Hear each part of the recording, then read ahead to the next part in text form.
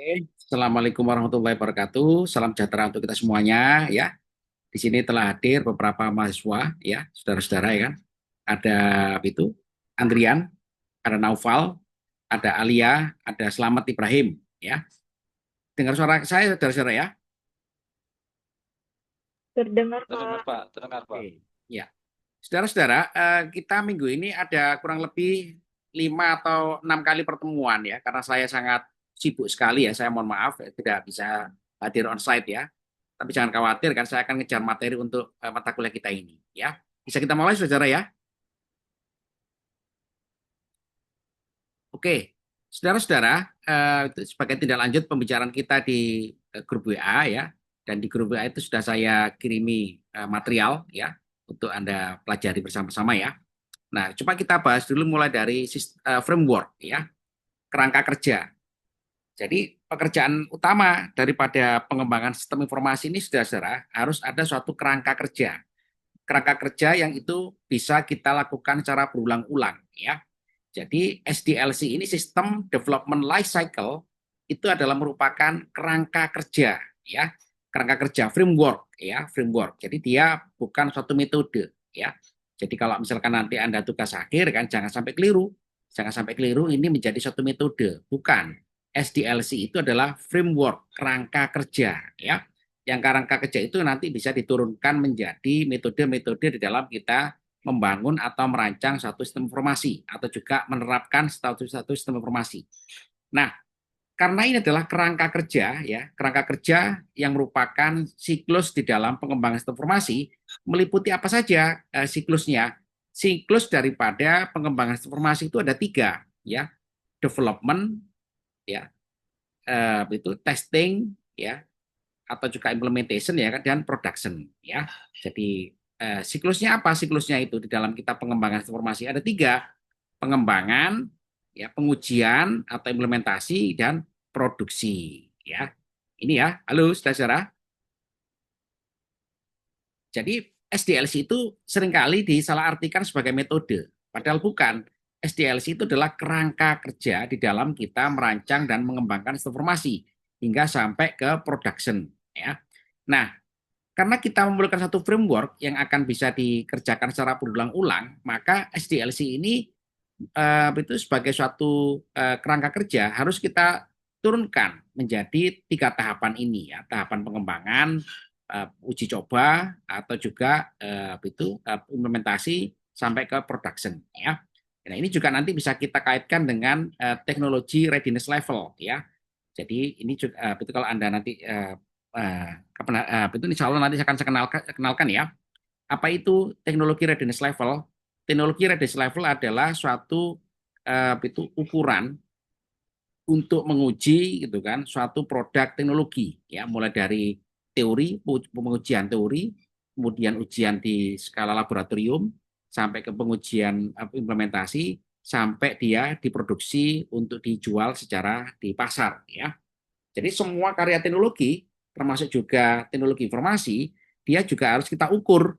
Kita ukur agar apa? Agar nanti waktu digunakan itu sudah melewati beberapa tahapan-tahapan pengujian, ya. Mulai dari pengujian teori, gitu ya, pengujian skala laboratorium, pengujian lapangan, pengujian dengan kondisi yang relevan, sampai nanti juga pada pengujian produksi massal, ya. Jadi kita tidak boleh gitu kan menghasilkan satu teknologi tapi tidak melalui tahapan-tahapan pengujian seperti itu ya. Nah, dengan cara seperti ini saudara-saudara kita sudah menemukan siklusnya, siklus daripada pengembangan informasi ya, 3 hal ini, development, testing, dan production. Nah, dengan cara seperti itu maka itu kita bisa turunkan sebagai salah satu turunan framework ya, adalah BPR, Business Process Reengineering. Jadi kenapa ada istilah BPR ya, atau Business Process Reengineering? Berarti selama ini sudah ada bisnis proses. Nah, bisnis proses ini harus kita tinjau by fact, by real world ya. Jadi kalau Anda mau merancang satu sistem informasi, Anda harus memperhatikan bisnis proses yang berjalan. Nah, tentu bisnis proses ini ada yang berjalan manual, ada yang sudah berjalan menggunakan teknologi informasi. Nah, tugas Anda adalah untuk melihat cara kerja daripada bisnis proses. Bisnis prosesnya apa ini? Ya, misalkan adalah bisnis prosesnya adalah pelayanan administrasi pada satu instansi. Apakah ini sudah dikerjakan secara teknologi informasi? Oh, ternyata belum, secara manual. Nah, manual itu Anda amati, apa kira-kira yang bisa ditransform menjadi suatu software ya atau rancangan sistem informasi. Nah, inilah gunanya kita melakukan bisnis proses reengineering ya, kita melakukan rekayasa ulang bisnis proses yang tujuannya adalah untuk semakin meningkatkan efisiensi, efektivitas dan produktivitas ya. Sehingga apa? Dengan cara seperti itu saudara-saudara kita bisa menghasilkan teknologi informasi yang sangat dibutuhkan oleh pengguna atau juga oleh pelaku daripada bisnis proses ini ya. Halo? Halo? Ya Pak, siapa? Oke, lanjutkan ya. Nah, langkah-langkahnya apa agar kita bisa melakukan itu DPR ini ya? Langkah-langkahnya adalah kita memerlukan satu metodologi ya atau juga analisa ya. Jadi dimulai dari determine ya, menentukan kebutuhan sistem ya untuk membantu bisnis proses. Jadi kita harus menentukan kebutuhan sistemnya apa ya. Jadi kalau misalkan Pak, ini ada suatu organisasi, institusi, bisnis, ya kan, dia melakukan pelayanan. Nah, pelayanannya apa? Pelayanan customer. Nah, pelayanan customer selama ini apa? Yang Anda jadikan studi, misalkan adalah pelayanan keluhan, keluhan pelanggan. Nah, selama ini bagaimana? Selama ini ditampung secara manual, by phone. Nah, berarti bisa nggak ini di itu dirancang satu sistem yang bisa menampung cara kerja daripada layanan customer dalam hal keluhan atau juga komplain. Nah, gini ya. Setelah kita mengetahui kebutuhan daripada bisnis proses yang terjadi di lapangan atau real world environment ya, maka kita definisikan goal daripada sistem. Ya, Pak, saya mau merancang sistem penampung komplain pelanggan yang tujuannya adalah untuk meningkatkan layanan komplain pelanggan. Nah, gitu kan? Itu harus Anda definisikan. Definisinya apa? Definisi daripada atau tujuan utama Anda mendesain sistem. Kalau ini sudah kita lakukan ya, menentukan itu kebutuhan ya, mendefinisikan tujuan gitu kan. Selanjutnya adalah kita memerlukan analisa kebutuhan bisnis ya. Analisa kebutuhan bisnisnya apa ini? Analisa kebutuhannya adalah Pak, ini adalah tujuannya agar bisa diperoleh gambaran mengenai sejauh mana layanan perusahaan kepada customer atau umpan balik. Nah ya, dari situlah saudara-saudara Anda ya kan sudah melakukan 3 langkah besar ya, menentukan kebutuhan sistem, menentukan tujuan sistem ya, kemudian menggabungkan ya proses bisnis yang diperlukan ya. Selanjutnya adalah Anda melakukan convert perubahan ya, lakukan perubahan bisnis ya, melakukan perubahan proses bisnis yang selama ini manual atau juga berbasis teknologi informasi tapi belum efisien ya, menjadi kebutuhan sistem. Nah, di sini Anda sudah mulai punya gambaran rancangan sistemnya apa ini ya. Kemudian Anda setelah itu desain database ya kan dan sistem yang lain, pengembangan ya, uji dan melakukan implementasi. Kalau 1 sampai 6 yang Anda lakukan, saudara-saudara, Anda sudah memiliki satu framework ya, framework secara umum di dalam itu SDLC, Software Development Life Cycle. Nah, gitu ya. Nah, mari kita tinjau itu development atau pengembangan ya. Pengembangan ini saudara-saudara tujuannya adalah Anda mau merancang sistem informasi ya. Merancang sistem informasi berdasarkan kebutuhan ya, kebutuhan pengguna ya. Merancang sistem informasi berdasarkan daripada uji atau telaah atau analisis daripada kebutuhan pengguna ya kan di dalam rangka meningkatkan efisiensi dan efektivitas serta produktivitas. Jadi Anda merancang informasi itu tidak hanya sekedar melakukan digitalisasi ya atau juga tidak sekedar melakukan perancangan software ya, tapi adalah ada goal yang harus dicapai, yaitu apa? Peningkatan. Peningkatan dalam hal apa? Secara umum peningkatan dalam hal tadi ya kinerja, yaitu satu efektivitas, efisiensi, produktivitas gitu kan. Yang itu nanti berdampak kepada itu output daripada perusahaan tadi itu ya. Halo saudara. Nah, Pengujian juga sama, karena kita itu bekerja dalam ranah digital, ya, di mana digital itu dalam mengolah data, ya, menjadi informasi, informasi menjadi pengetahuan, pengetahuan menjadi kebijakan, ya, atau juga produk yang lain, gitu ya. Maka harus diuji, ya. Betul nggak semua fungsi-fungsi yang Anda rancang by software, by algoritma itu berjalan dengan sempurna, tidak ada permasalahan. Kenapa? Karena yang Anda lakukan semua ini adalah handling data processing, ya. Semua data processing itu tertata dengan database yang benar, ya. Datanya tertata dengan struktur yang benar, ya. Kemudian datanya diproses dengan fungsi yang benar, fungsi operasi yang benar. Kemudian setelah fungsi operasi yang benar, Anda mendapatkan record data, ya. Record data Anda simpan, kemudian dilakukan berbagai macam visualisasi. Nah, visualisasi juga sama, ya. Visualisasi itu apa? Visualisasi itu adalah representasi data. Sekarang sudah ramai yang namanya data science, ya, bagaimana kita melakukan visualisasi data kan dengan metode data science, ya, atau dengan berbagai macam metode-metode yang saat ini berkembang, ya, machine learning, artificial intelligence dan sebagainya, ya, sebagai tools analysis seperti itu. Nah, jika semua itu sudah Anda lakukan, saudara-saudara, ya, testing, ya, semua berjalan dengan ukuran yang benar, ya, tidak ada permasalahan, maka dilakukan pengujian-pengujian berbagai macam, ya, pengujian, ya, itu pengujian pengolahan data, ya. Nah, kita tahu bahwasanya Anda merancang software itu digunakan untuk mengolah data dari berbagai macam ukuran data. Nah, ini harus diuji dengan berbagai macam ukuran data. Ukuran data dari mana? Ukuran data itu dari skalabilitas pengguna. Nah, ini juga harus diskenariokan pengujiannya. Pak, ini diskenariokan diuji oleh 1.000 user.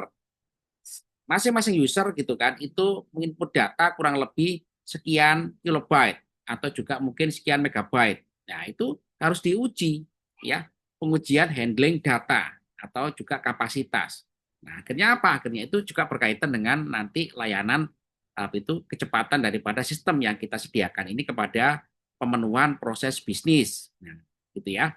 Jadi pengujiannya banyak sekali. Setelah itu semua berhasil, ya, development berhasil, ya, testing berhasil, baru ke skala produksi. Nah, skala produksi artinya apa? Anda gitu kan berada di dalam skala gitu kan implementasi yang bisa digunakan untuk lingkungan yang sesungguhnya, ya, atau real world test itu implementation seperti itu, ya.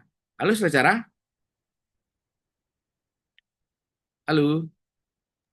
Ya, siapa? Nah, gitu ya. Nah, jadi setelah itu saudara, ya kan, ada berbagai macam metode, ya. Metode yang itu digunakan secara administratif gitu kan untuk melakukan SDLC ini, ya. Ini adalah metode yang kita sebut sebagai metode Barker case, ya, Barker, ya. Barker method, ya.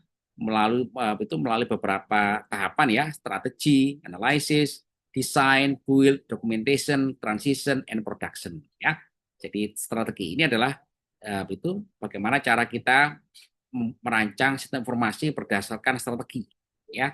Jadi teknologi informasi walaupun dia tidak kelihatan, ya, kita tidak bisa melihat barangnya secara fisik, ya kan, tapi juga memerlukan satu strategi di dalam merancangnya, ya. Kenapa merancangnya memerlukan strategi? Karena di situ melibatkan banyak sekali sumber daya, ya.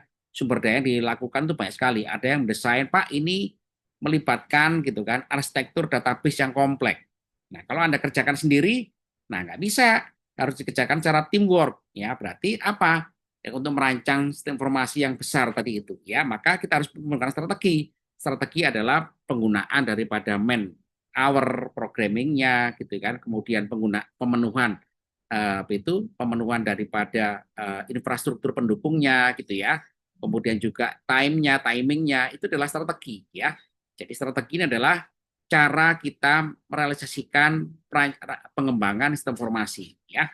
Kemudian cara analisisnya juga sama, ya. Rancangan informasi itu harus dianalisa, ya, cara kerjanya, ya, kehandalannya. Tentu kita memerlukan satu ukuran, ya, ukuran daripada rancangan informasi yang kita desain ini. Kita tidak boleh rancangan informasi itu tiba-tiba down, ya. Nah, itu kan berarti nggak berjalan dengan benar, ya. Jadi pendekatan sistem kita harus punya, ya, pendekatan cara kerja sistem dan juga ukuran sistem itu bekerja dengan benar, ya, bekerja dengan efisien.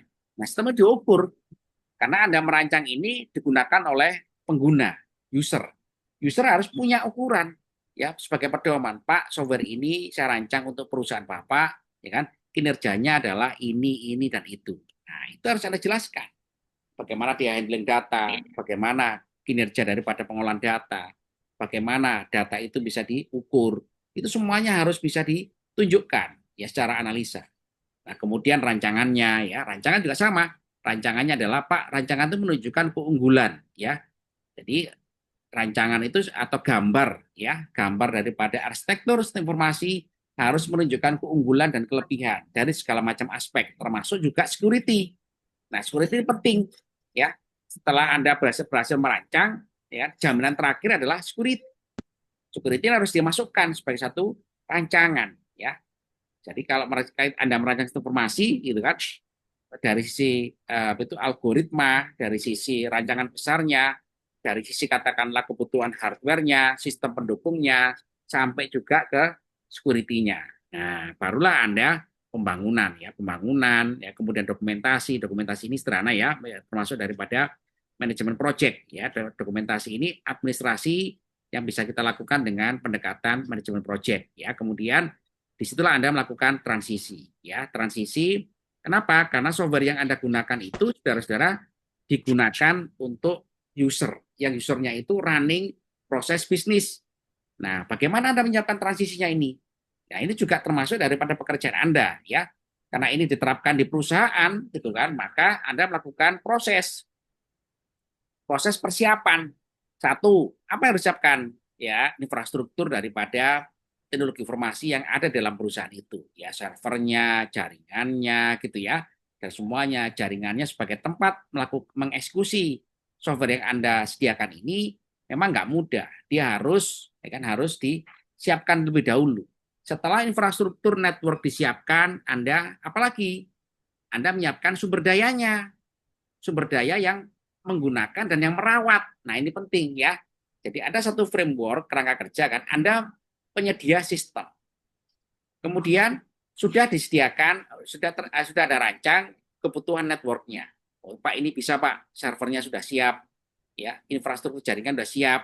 Nah, jangan lupa orang yang menggunakan juga harus disiapkan, ya, dan orang yang merawatnya. Nah, dua hal ini, ya, dua hal ini adalah pengguna dan perawat maintenance ya, entah itu dari sisi Anda sebagai developer atau juga dari sisi pengguna perusahaan yang menggunakan software yang Anda gunakan. Jadi kalau Anda menyiapkan ini saudara-saudara, maka Anda sudah berhasil ya. Nah, kemudian Anda ya kan menyiapkan mentraining orang untuk menggunakan ya, mentraining departemen untuk menggunakan, sampai juga mentraining gitu kan tenaga-tenaga yang melakukan maintenance dari sisi infrastruktur network, dari sisi penggunaan softwarenya. Nah, kalau itu sudah berhasil, maka Anda di tahapan production yang menggunakan implementasi software tadi itu. Nah, gitu ya. Halo saudara, paham ya? Halo, Tukang stasiun kan? halo. Ya, Ya, ya ini apa itu ada mahasiswa saya yang sambil gocek ini ya, si Abdul Rahman. Bagus ini. Ya, ya Mas Abdul, bagus ya. Selamat bekerja ya, selamat bekerja dan sukses untuk Anda ya, gitu ya. Nah, saudara-saudara, dari situ saudara-saudara, Anda gitu kan memiliki satu strategi ya, bahwa ternyata untuk merancang sistem informasi itu kan memerlukan suatu pendekatan strategi ya, strategi-strategi di dalam mensukseskan ya kan perancangan sistem informasi. Karena perancangan sistem informasi ini saudara-saudara kan itu memerlukan satu konsep ya, satu konsep ya. Konsepnya itu boleh kita rancang sebagai suatu diagram ya. Di situ ada user case diagram, ada entity, ERD ya, interaksi antara subjek-subjek ya, atau subjek dan objek yang terlibat di dalam cara kerja sistem informasi ya, ERD ya, entity relational diagram ya. Dari situ Anda sudah berhasil gitu kan, maka Anda tinggal melakukan analisa ya. Oke. Halo saudara.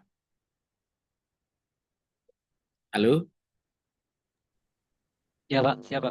Nah, ya, tadi yang saya jelaskan itu kurang lebih diagramnya seperti ini, ya, diagramnya ya. Jadi itu bagaimana kita merancang itu kan.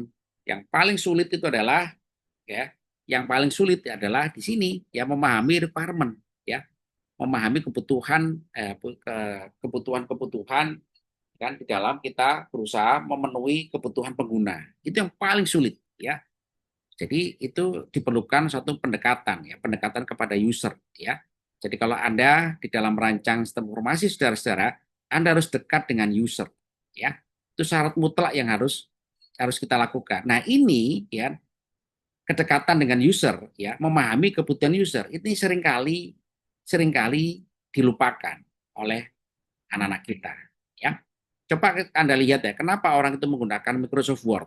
Kenapa orang suka ya? Sampai saat ini belum ada software yang bersaing atau menggantikan Microsoft Word. Anda bisa bantu pertanyaan saya?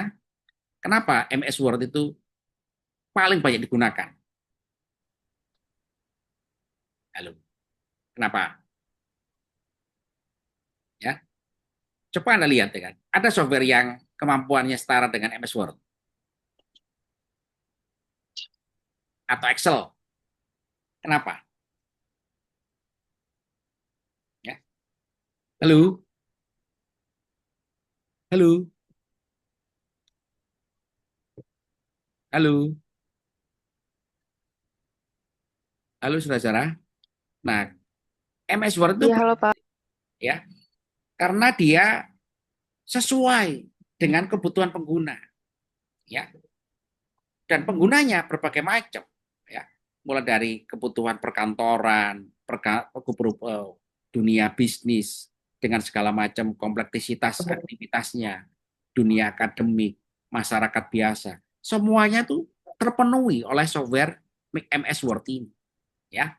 Orang mau ngetik ya, orang mau melakukan layout, melakukan desain, bikin buku, publisher ya, orang yang jurnalis, semuanya itu terfasilitasi oleh software yang namanya MS Word ini. Nah, itu kenapa? Karena mereka berhasil mendefinisikan daripada kebutuhan pengguna. Jadi, kalau software itu semakin dibutuhkan oleh pengguna, artinya apa? Artinya adalah developer itu memahami kebutuhan, ya, mampu menyediakan. Berawal dari mana? Mampu memahami. Nah, kemampuan anak-anak IT rata-rata ini adalah ya itu ya, dari yang setelah pernah saya simak ini kan kadang-kadang kurang ya, kurang memahami kebutuhan user sehingga software itu didesain seolah-olah terlepas daripada user. Nah, padahal software itu digunakan oleh orang. Software itu nggak mungkin digunakan oleh kucing. Ya, ada software digunakan oleh kucing. Katakanlah aplikasi Android gitu ya. Nggak ada. Ya, jadi semua software-software atau aplikasi yang hari ini kita lihat saudara-saudara, semua itu eksis dan apa itu bisa berlanjut ya puluhan tahun. Kenapa? Karena software itu mampu memahami kebutuhan user. Ini artinya apa? Mensyaratkan bagi Anda ya kan untuk siap-siap, agar dekat dengan user, mampu menganalisa kebutuhan user tadi yang saya jelaskan di atas. Kalau fase ini tidak mampu Anda jelaskan tidak dilakukan dengan baik, maka Anda sudah gagal di awal. Ya. Jadi di dalam ilmu perancangan informasi ini yang sulit itu adalah bukan developnya, ya, tapi yang paling sulit adalah di dalam memahami kebutuhan user. Itu yang paling sulit, ya. Yang paling sulit dilakukan. Kenapa? Karena ini adalah langkah utama, langkah strategis. Kalau kita tidak mampu memahami kebutuhan user dengan baik, gitu kan, dan user itu bervariasi, ya kebutuhan user itu, dan user itu kompleks, ya. Coba Anda lihat MS Word, ya. Microsoft Word itu, ya, ada yang mulai dari bahasa Arab, bahasa Afrika, semuanya bisa terfasilitasi dengan baik dan benar. Nah, inilah itu keberhasilan developer dari sisi kemampuan melakukan analisis, ya, analisis kebutuhan. Nah, jadi dengan cara seperti itu, saudara-saudara, ya, kan, software tadi itu semakin banyak digunakan. Kenapa? Dia memenuhi ekspektasi pengguna, memenuhi harapan pengguna. Nah, gitu, saudara-saudara ya. Halo, halo, ada pertanyaan? Halo. Oke, kalau tidak ada ya kan, selanjutkan besok ya. Itu besok besok besok siang atau besok sore ya, saudara ya. Jadi pertemuan yang ke-8 ini sampai kira cukup ya. Ini saya rekam, nanti saya unggah di YouTube ya. Nah, nanti kalau Anda ada pertanyaan, Anda bisa tanya di forum ya, di forum grup ya. Oke, halo, saudara. Siap, Pak. Oke ya. Iya, Pak. Materi pertama itu dulu ya. Nanti materi kedua tunggu info dari saya besok ya. Terima kasih saudara atas waktunya. Selamat malam, selamat itu Baik, Pak. belajar. Assalamualaikum warahmatullahi wabarakatuh. Waalaikumsalam Waalaikumsalam warahmatullahi warahmatullahi wabarakatuh. wabarakatuh. Terima kasih, Pak.